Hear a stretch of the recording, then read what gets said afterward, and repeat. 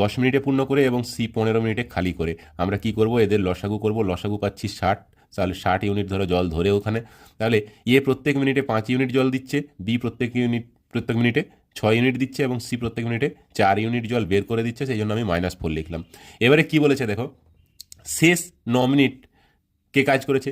17 minute আগে B বন্ধ হয়েছে আর 9 মিনিট আগে সি বন্ধ হয়েছে, তাহলে শেষ 9 মিনিট শুধু এ কাজ করেছে। 9 মিনিটে সে তাহলে 9×5 = 45 ইউনিট জল ভর্তি করেছে। তার আগের 8 মিনিট, মানে 17 মিনিট আগে বি বন্ধ হয়েছে, তাহলে তার আগের 8 মিনিট শুধু এ এবং সি এই দুজনে কাজ করেছে। ওরা প্রত্যেক মিনিটে 5 - 4 1 লিটার করে জল ভর্তি করেছে, তাহলে 8 মিনিটে 8 লিটার জল ভর্তি হয়েছে বা 8 ইউনিট জল ভর্তি হয়েছে। এরপরে কি হয়েছে, টোটাল 53 ইউনিট ভর্তি হয়ে গেল।